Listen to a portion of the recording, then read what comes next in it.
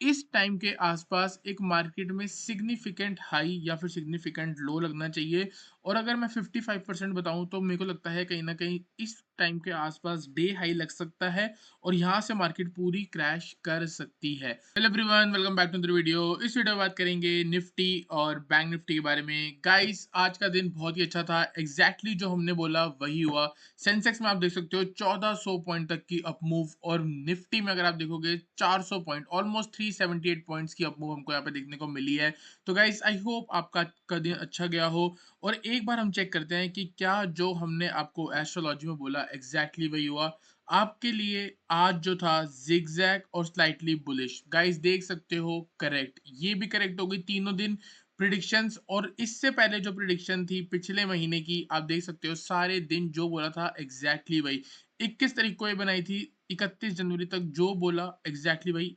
पहले से ही 10 दिन बाद क्या होना है वो बताया। यहाँ पे मैंने आपको बता रखा है कौन से दिन क्या होना है, अब कल के दिन क्या होना है वो मैं आपको सब इसमें बता चुका हूँ।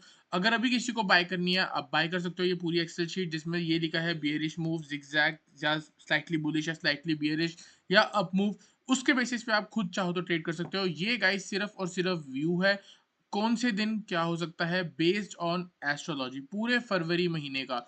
1000 रुपीज की इसकी कॉस्ट है, डिस्क्रिप्शन में लिंक है, आप चाहो तो इसको बाय कर सकते हो। अभी देखते हैं, हमने यहाँ पे स्लाइटली बुलिश लिखा था, आप देख सकते हो ये हमारा एस्ट्रो एस है, जहाँ पे हमने आपको आज सुबह 6:04 पे कंफर्म भी करा कि आज का व्यू बुलिश रहेगा। जिगजैग मूव रहेंगी, दोनों साइड की मूव्स आ सकती हैं, both put and call options can make money. But if we focus on long trade setup, अगर हम सिर्फ बाय ट्रेड सेटअप की तरफ फोकस करेंगे तो चांस होगा कि आज का दिन जो है हम प्रॉफिट में क्लोज करेंगे। और आप देख सकते हो गाइस, उसके बाद निफ्टी में क्या हुआ है, स्टार्टिंग में गैप अप लगा और हायर हाई की फॉर्मेशन लगी है।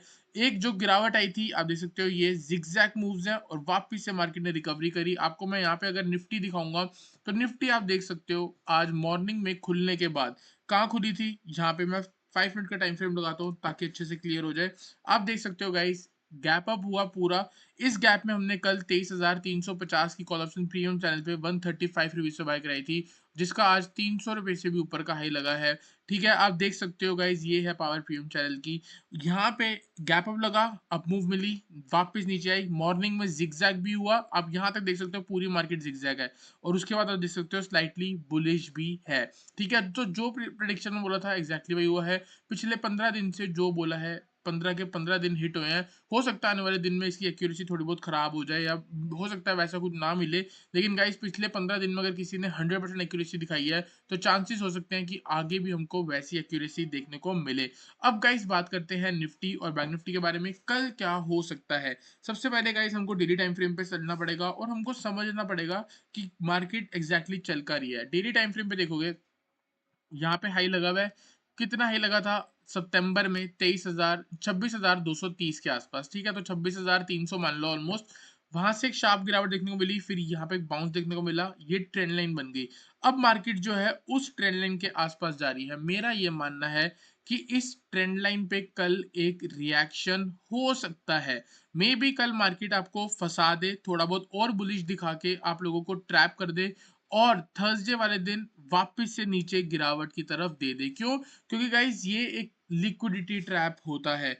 बड़े प्लेयर को अपनी एंट्रीज बनानी होती है, तो मार्केट में आप लोगों को दिखाया जाता है कि मैं नीचे जा रही हूँ या मैं ऊपर जा रही हूँ, तो आप मेरे को बाय करो या सेल करो, और उसके बाद आप लोग फंस जाते हो। जैसे कि अगर आप देखोगे, लाइव एग्जांपल है रिसेंटली का।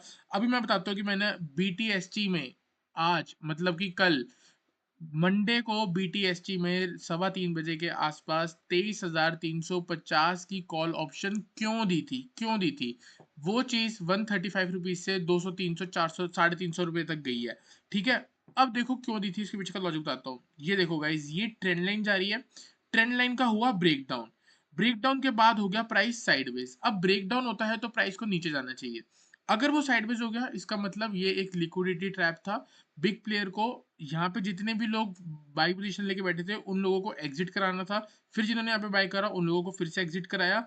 तो लोग जब सेल मार रहे थे तो बिग प्लेयर था, क्या कर रहा था, बाय करने में इंटरेस्टेड था। मतलब 99 लोग अगर सेल कर रहे हैं तो एक बड़ा खिलाड़ी है जो इन लोगों के ऑर्डर फिल कर रहा है। तो उससे क्या हो रहा है, प्राइस मूव ही नहीं कर रहा। आप देख सकते थे प्रीवियस डे पूरा साइडवेज था, ऑलमोस्ट साइडवेज है ये, लेकिन थोड़ी बहुत ऊपर की स्ट्रेंथ थी, क्योंकि बिग प्लेयर मूव बना रहा था, अपनी बाइंग ऑर्डर डाल रहा था, तो मतलब बायर्स ग्रेटर देन सप्लायर्स थी।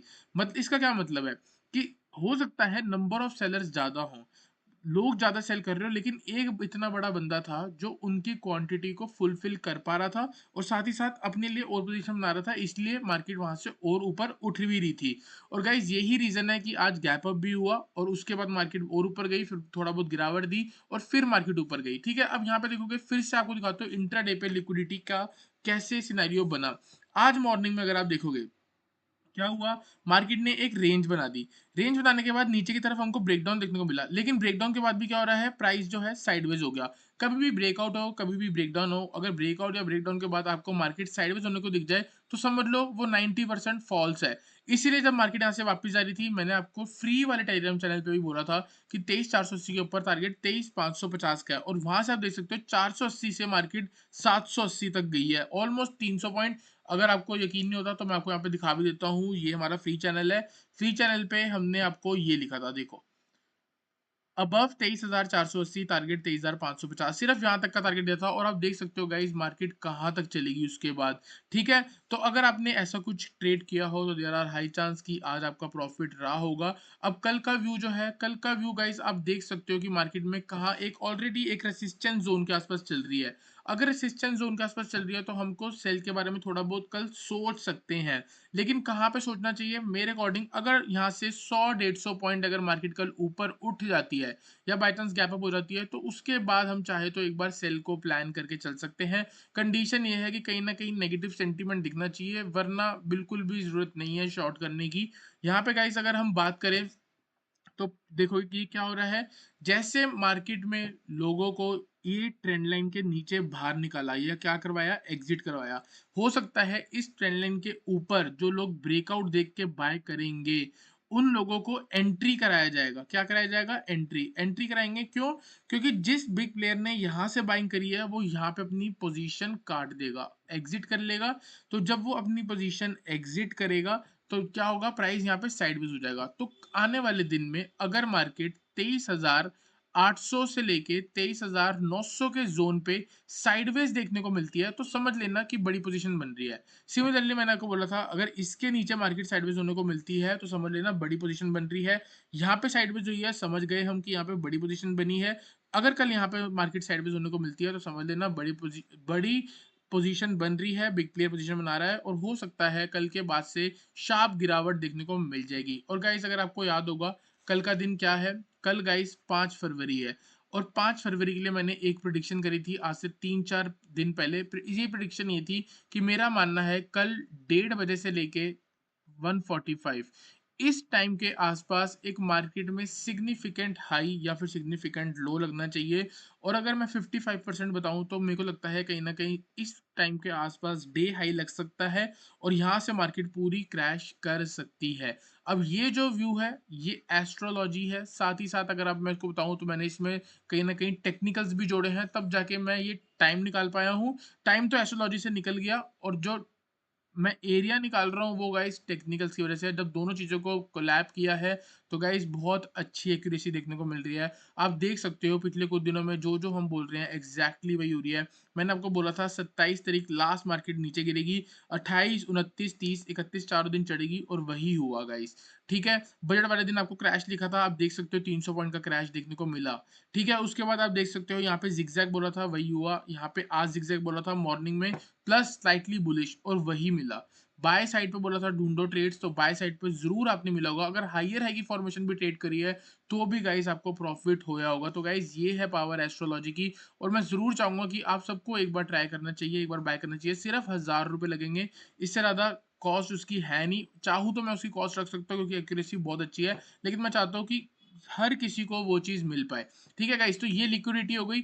मेरा ये मानना है 23,800 से लेके 23,900 ये एक आपका रेसिस्टेंस जोन होगा। इसके आसपास से अगर नेगेटिव सेंटीमेंट मिलता है या मार्केट में लोअर लो की फॉर्मेशन लगती है, गाइस हम यहाँ से सेल करके चलेंगे। टारगेट होगा हमारा 23,700 का, नेक्स्ट टारगेट होगा 23,600 का, उसके बाद टारगेट होगा 23,500 का। तो कहीं न कहीं ऊपर से 300 पॉइंट तक की गिरावट हमको देखने को मिल सकती है। अगर ये कल नहीं आती तो देयर आर हाई चांस कि ये हमें थर्सडे को देखने को मिल जाए।